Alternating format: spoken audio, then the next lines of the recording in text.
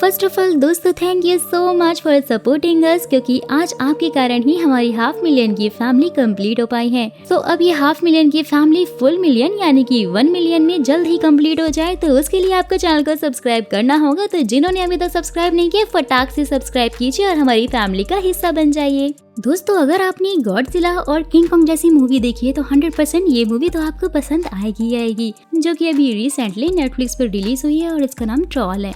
Movie की starting में Nora और उसके डैड को दिखाया जाता है, जो एक बड़ी सी पहाड़ की चोटी के ऊपर चढ़ रहे होते हैं। जैसे वो चोटी पर जाकर बैठ जाते हैं तो नोरा के फादर फिर उसे कहानी सुनाने लग जाते हैं कि ये सामने जो तुम बड़ी सी चट्टान देख रही हो, ये बहुत टाइम पहले जिंदा हुआ करते थे और इन्हें ट्रॉल कहा जाता था। ये सूरज की रोशनी में बाहर नहीं आते थे, लेकिन जैसे ही एक बार इनके ऊपर सूरज की रोशनी पड़ी तो ये पत्थर में तब्दील हो गए और इसलिए फिर इन्हें ट्रॉल माउंटेन कहा जाने लगा। नोरा को ये सारी बातें बहुत ज्यादा बचकानी लगती हैं। वो मुस्कुराती है और कहती है कि पापा, ये सब कहानियों में ही होता है, ये सब कुछ रियलिटी नहीं है।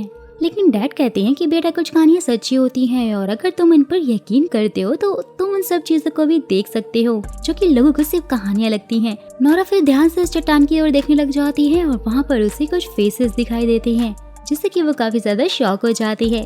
सीन शिफ्ट होता है और 20 साल बाद दिखाया जाता है। नोरा काफी बड़ी हो चुकी थी, जो कि अब पैलियोंटोलॉजिस्ट बन चुकी थी और पुराने स्पेसेस के बारे में ढूंढा करती थी, उनके लाइफस्टाइल को जानती थी और उनके अंश का वो पता लगाया करती थी।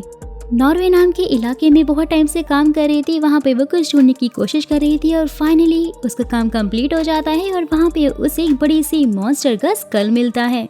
वहीं दूसरी तरफ डोगरा माउंटेन के ऊपर रेलवे सुरंग बनाने के लिए माउंटेन को तोड़ा जा रहा था और उसकी खुदाई की जा रही थी, लेकिन वहाँ के कुछ सोशल वर्कर को ये बात बिल्कुल भी अच्छी नहीं लगती। वो लोग नहीं चाहते हैं कि नेचर के साथ कोई भी छेड़छाड़ की जाए और इसलिए वो लोग प्रोटेस्ट करने लग जाते हैं।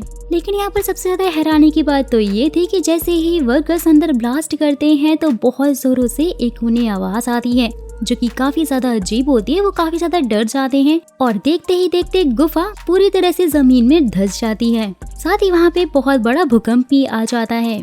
न्यूज मिलते ही नॉर्वे आर्म फोर्स वहाँ पर कुछ मिलिट्री वालों को चेक करने के लिए भेजते हैं। वो वहाँ पर सैंपल निकालते हैं और उन्हें प्राइम मिनिस्टर तक पहुँचा दिया जाता है। और जैसे ही वो चेक कर रही होती है, अपनी सेक्रेटरी के साथ में होती है, तो वो देखती हैं कि उसमें बहुत बड़े बड़े पैरों के पंजों के निशान होते हैं।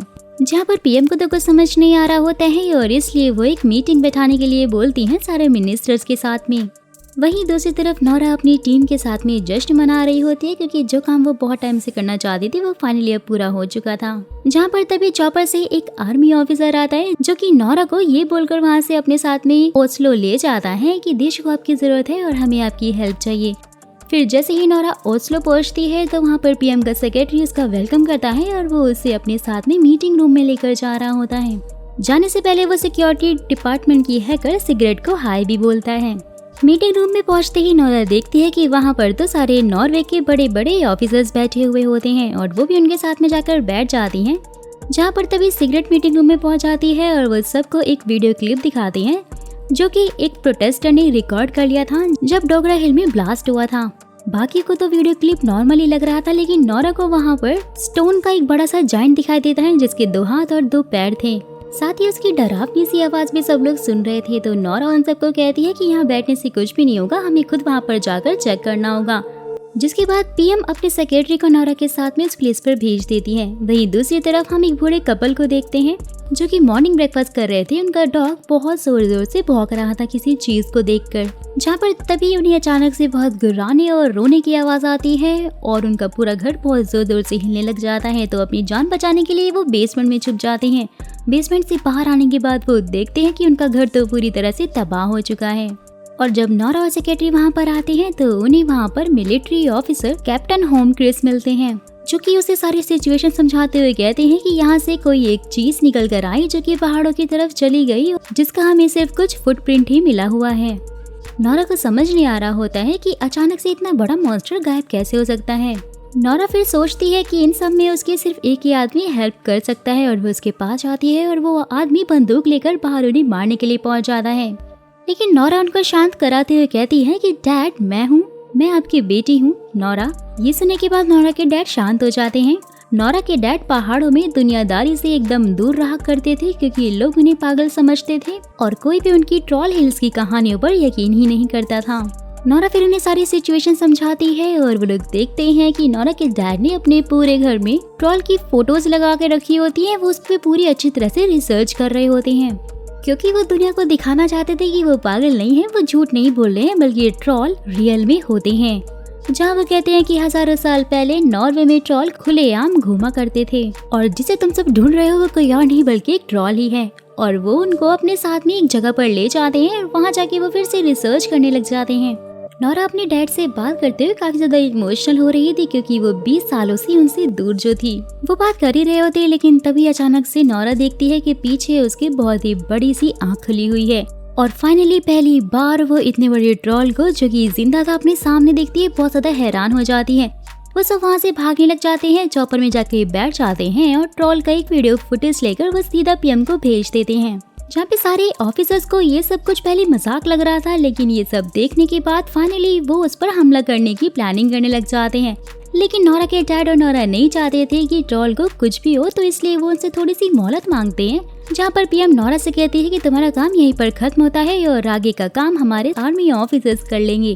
सारी आर्मी फोर्स ट्रॉल पे अटैक करने के लिए निकल जाती है, लेकिन यहाँ पे नोरा कैप्टन क्रिस को मनाने की कोशिश करती है, जहाँ वो उसको अपनी दोस्ती का हवाला देते हुए कहती है कि हम बहुत ही अच्छे दोस्त हैं और तुम प्लीज हमें अपने साथ में लेकर चलो, हम सिर्फ वहाँ पर जाकर देखना चाहते हैं और हम कुछ भी नहीं बोलेंगे। नोरा की इतनी ज्यादा रिक्वेस्ट करने पर फिर कैप्टन क्रिस नोरा उसके डैड और सेक्रेटरी को अपने साथ में ले जाते हैं। जैसे ही वो लोग ट्रॉल की लोकेशन पे पहुंचते हैं तो वहाँ पर वो देखते हैं कि ट्रॉल धीरे धीरे उनकी तरफ बढ़ रहा है और वो सब उस पे बैक फायर करने लग जाते हैं। नोरा के डैड वहाँ पर उन सबको रोकने की कोशिश कर रहे थे क्योंकि वो जानते थे कि इससे ट्रॉल को बहुत ज्यादा गुस्सा आ जाएगा और वो सब कुछ तबाह कर देगा। लेकिन आर्मी उनकी एक बात भी नहीं सुनती और उस पर लगातार वो अटैक करने लग जाते हैं और फिर ट्रॉल भी गुस्से में उन्हें मारने लग जाता है। नोरा के डैड फाइनली ट्रॉल के सामने आते हैं, वो उसे प्यार से समझाते हैं, वो उससे बात करने की कोशिश कर ही रहे होते हैं और ट्रॉल भी उनकी बात सुन रहा होता है। ये देखकर तो नोरा और बाकी सब लोग काफी ज्यादा हैरान भी हो रहे होते हैं। लेकिन तभी अचानक से एक आर्मी मैन ट्रॉल को शूट कर देता है। ट्रॉल जैसे ही पीछे टर्न करता है तो गलती से उसकी पूंछ नोरा के डैड को लग जाती है और वो दूर जाकर गिर जाते हैं। नोरा के डैड की हालत बहुत ज्यादा खराब हो जाती है, लेकिन मरने से पहले वो नोरा को कुछ शब्द बोलकर जाते हैं, रॉयल पैलेस, राजा और घर। नोरा के डैड की ये हालत देखकर ट्रॉल को भी बहुत ज्यादा बुरा लगता है, जो कि चुपचाप वहाँ से फिर चला जाता है। नोरा अपनी डैड की मौत से बहुत ज्यादा दुखी होती, वो काफी सैड हो रखी थी। जहाँ पर तभी फिर कैप्टन से बताता है कि ट्रॉल को मारने के लिए एयर स्ट्राइक के ऑर्डर मिले हैं। नोरा फिर सीधा डिफेंस मिनिस्टर से बात करती है और अपनी रिसर्च के अकॉर्डिंग उन्हें बता रही होती है कि ट्रॉल्स को चर्च की घंटियों से बहुत ज्यादा प्रॉब्लम होती थी और इसलिए वो लोग चर्च पर हमला कर दिया करते थे। डिफेंस मिनिस्टर को तो नोरा की ये बात बहुत ज्यादा बचकान लग रही होती है। जहाँ पर तभी कैप्टन क्रिस उनको ये भी कहते हैं कि हमारे मॉडर्न टेक्नोलॉजी के वेपन्स का भी उस पर कोई असर नहीं हो रहा है, सो हमारे पास अब नोरा की बात मानने के अलावा कोई ऑप्शन ही नहीं है। जनरल भी कैप्टन की बातों से सहमत थे और इसलिए वो डिफेंस मिनिस्टर को कहते हैं कि हमें नोरा के प्लान पर काम एक बार जरूर कर लेना चाहिए, क्योंकि ऐसा मॉन्स्टर हमने अपनी लाइफ में कभी देखा भी नहीं है। वहीं दूसरी तरफ ट्रॉल को दिखाया जाता है, जो कि एक पार्क की तरफ बढ़ रहा होता है और पार्क के सारे लोग उसे देखकर यहाँ भागने लग जाते हैं, लेकिन एक छोटी सी बच्ची वहीं पे खड़ी होकर उससे घूर रही होती है। नोरा भी फिर वहाँ पर स्पेशल फोर्स के साथ पहुँच जाती है और वो सब लोग अपनी चॉपर में चर्च की घंटी को बांध कर आए थे, जिससे ये ट्रॉल को बहुत ज्यादा गुस्सा आता है और उसे बहुत ही ज्यादा इरिटेशन हो रही होती है, सब कुछ तोड़ने फोड़ने लग जाता है। और जैसे ही एक क्रैश चॉपर उस छोटी बच्ची के ऊपर गिरने वाला होता है, ट्रॉल उसे पकड़ लेता है और उस बच्ची को बचा लेता है। ये बात नोरा भी देख लेती है और वो काफी इमोशनल भी हो जाती है। यहाँ पर सीन शिफ्ट होता है और नोरा जाकर सीधा प्राइम मिनिस्टर से मिलती है और वो उनसे कह रही होती है कि हमारा प्लान भले ही फेल हो गया है, लेकिन हमें अब इस पे और भी ज्यादा काम करना होगा। लेकिन फिर पीएम नोरा को इस केस से दूर रहने के लिए कहती है और वो उसे वहाँ से भेज देती है। जैसे ही नोरा जा रही होती है तो वहाँ पर कैप्टन भी मौजूद होते हैं, जो उससे कहते हैं कि तुमने बहुत ही अच्छा काम किया है और जब भी तुम्हें हेल्प की जरूरत होगी मैं हमेशा तुम्हारे साथ हूँ। नोरा के साथ साथ पीएम का सेक्रेटरी भी जाने लग जाता है, क्योंकि उसने अपनी जॉब से रिजाइन जो दे दिया था, क्योंकि वो एक राइटर बनना चाहता था। वहीं दूसरी तरफ पीएम मीडिया के जरिए पूरी सिटी को बता देती है कि पहाड़ों को तोड़कर एक बड़ा सा मॉन्स्टर बाहर आया है, जिससे कि सबकी जान को खतरा है और वो शहर की तरफ ही बढ़ रहा है। तो इसलिए हम चाहते हैं कि हम आप सबको सुरक्षित रख सके और इसलिए आपको शहर से दूर जाना होगा और हमने उसकी सारी व्यवस्था कर दी है। गाड़ी में जाते हुए अचानक से नोरा को अपनी डैड की बातें याद आने लग जाती है, यानी कि रॉयल सिटी, महल और राजा वाला सीन। नोरा फिर फटाक से अपनी गाड़ी को यू टर्न मारती है और सीधा रॉयल पैलेस में पहुंच जाती है, जाके सिक्योरिटी गार्ड उसे अंदर आने पहले तो नहीं दे रहे थे, लेकिन फिर तभी वहां पर किंग पहुंच जाते हैं और उन दोनों को एक सीक्रेट जगह पर लेकर जाते हैं। साथ ही वो नोरा से कहते हैं कि तुम्हारे फादर मेरे बहुत ही अच्छे दोस्त थे जो कि ट्रॉल्स के होने के सबूतों को इकट्ठा कर रहे थे। नोरा और सेक्रेटरी उस सुरंग को देखकर बहुत ज्यादा डर जाते हैं, जहाँ पर ये पता चलता है कि रॉयल पैलेस पहाड़ी राजा के घर के ऊपर बना हुआ है और यहाँ पर इस सुरंग में ट्रॉल की फैमिली के बहुत सारे स्कल भी पड़े हुए थे, जिसका पता नोरा के फादर लगाना चाहते थे। साथ ही वो ये भी बताते हैं कि आज से हजारों साल पहले पहाड़ी राजा का एक परिवार नॉर्वे में रहा करता था शांति पूर्वक। ट्रॉल्स का आकार इतना ज्यादा बड़ा था कि लोग तो उनकी पूजा भी किया करते थे, लेकिन सेंट ओलफ चाहते थे कि सब लोग क्रिश्चियन बन जाएं और सब के सब सिर्फ जीसस की पूजा करें, और इसलिए उन्होंने पहाड़ी राजा यानी कि ट्रॉल्स की फैमिली को मरवा दिया था। लेकिन स्टिल उन्होंने उसके एक छोटे से बच्चे को बख्शकर डोरा की पहाड़ियों में उसे वहीं पर बंद कर दिया था ताकि वो वहीं पर मर जाए, जिसका साफ मतलब यही है कि वो जो ट्रोल इन सब के पीछे पड़ा है वो सिर्फ और सिर्फ अपने घर यानी कि रॉयल पैलेस के नीचे बने इस महल में अपने सारे पूर्वजों के पास में आना चाहता है, जो कि यहाँ पर आकर ही रहेगा। सारी स्टोरी सुनने के बाद नोरा काफी ज्यादा इमोशनल हो गई थी और जैसे ही वो थोड़ी सी लाइट एक स्केलेटन पे डालती है तो वो पत्थर बनने लग जाता है, जिससे कि नोरा को समझ में आ जाता है कि जो उसके फादर कहा करते थे वो बातें बिल्कुल सच थी। सन की अल्ट्रावायलेट लाइट पड़ते ही ट्रॉल पत्थर में तब्दील होने लग जाते हैं, जहाँ पर तभी नोरा के दिमाग में एक आइडिया आता है और वो कैप्टन को कॉल करके उनसे सारे अल्ट्रावायलेट रेस प्रोड्यूस करने वाली लाइट्स को शहर के बाहर लाने के लिए कहती है। वहीं दूसरी तरफ ट्रॉल सारी आर्मी को बहुत ही बेरहमी से मार रहा था, जहाँ पर फिर प्राइम मिनिस्टर सबको कहती है कि हमें इस ट्रॉल के ऊपर बड़ी मिसाइल से हमला करना पड़ेगा ताकि ये हमेशा के लिए नष्ट हो जाए। नोरा सेक्रेटरी के साथ मिलकर ट्रॉल के एक फैमिली मेंबर की स्केलेटन हेड को एक गाड़ी में रखकर रॉयल पैलेस से दूर सिटी के बाहर लेकर जा रही होती है ताकि वहां पर वो लोग ट्रॉल को पकड़ सकें।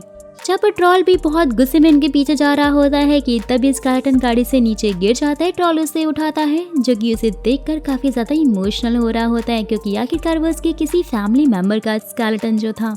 लेकिन तभी अचानक से उसके हाथ से वो स्लिप होता है और टूट जाता है। ट्रॉल को बहुत गुस्सा आता है, नोरा को मारने के लिए उसके पीछे वो भागने लग जाता है। उनकी गाड़ी पर जैसे ही अटैक करता है, सेक्रेटरी और नोरा दोनों गाड़ी से कूद जाते हैं। वहीं दूसरी तरफ जो मिसाइल ट्रॉल पर हमला करने वाली थी, सीक्रेट उसे हैक करके रोक लेती है, लेकिन डिफेंस मिनिस्टर को पता चल जाता है। वो वापस से मिसाइल को ऑन करवा देता है। अब प्लान के अकॉर्डिंग नोरा और सेक्रेटरी ट्रॉल को लेकर उस लोकेशन पे पहुंच चुके थे, जहां पर हमारे सारे फौजी भाइयों ने अल्ट्रावायलेट लाइट को लगाकर रखा हुआ था। जैसे ही वो लोग उसे ऑन करते हैं तो ट्रॉल को यहाँ पर बहुत ज्यादा तकलीफ हो रही होती है, जहाँ पर तभी जनरल देखता है कि ट्रॉल के पास बहुत सारे मिलिट्री ऑफिसर्स भी खड़े हुए हैं, तो इसलिए वो इस मिशन को अबॉर्ट करने के लिए बोलता है। लेकिन डिफेंस मिनिस्टर यहाँ पर ये कहते हुए तोड़फोड़ करने लग जाता है कि हमें इस मिशन को अबॉर्ट नहीं करना चाहिए। जहाँ पर सीक्रेट डिफेंस मिनिस्टर को रोकने के लिए आती है, उसे जोर कर चमाट मारती है और ये देखकर जनरल उसे एक स्माइल पास करता है। ट्रॉल बेचारा बहुत ही बुरी तरह तड़प तड़प कर रो रहा होता है और उसका रोना नोरा से देखा नहीं जाता है और वो बोलती है कि जैसे हमें जीने का हक है वैसे ही इस ट्रॉल को भी हक है, और वो जाकर सारी लाइट्स को ऑफ कर देती है और ट्रॉल से जाकर बोलती है कि अगर तुम्हें जिंदा रहना है तो तुम्हें यहाँ से जाना होगा, वरना ये सब तुम्हें मार डालेंगे, तो प्लीज यहाँ से चले जाओ। ट्रॉल उसकी बात ध्यान से सुन ही रहा होता है कि तभी अचानक से सूरज उगने लग जाता है, जिससे कि सनलाइट सीधा बेचारे ट्रॉल के ऊपर पड़ती है और वो धीरे धीरे फ्रीज हो जाता है, जो कि फिर कन्वर्ट होकर एक छोटी पहाड़ी में बदल जाता है। और सब लोग वहाँ पर आते हैं और उसे देखते हैं। नोरा सेक्रेटरी वहाँ से जाते हुए बात कर रहे होते हैं कि ऐसे तो शायद और भी हो सकते हैं। फिर सीन शिफ्ट होता है, लास्ट सीन में दिखाया जाता है कि एक ट्रॉल जाग गया है। गाइस यहीं पर इस मूवी का द एंड तो हो जाता है, लेकिन लास्ट में जो ट्विस्ट आया उसको देखकर तो यही लग रहा है कि शायद इसका सेकंड पार्ट भी आएगा। तो क्या आपको ये मूवी और साथ ही मेरा एक्सप्लेनेशन पसंद आया? और अगर पसंद आया है तो मुझे कमेंट बॉक्स में यस और नो लिखकर जरूर बताइएगा। और अगर आप चाहते हैं कि इस मूवी का सेकंड पार्ट भी आए तो ये भी आप मुझे कमेंट बॉक्स में जरूर बता दीजिएगा।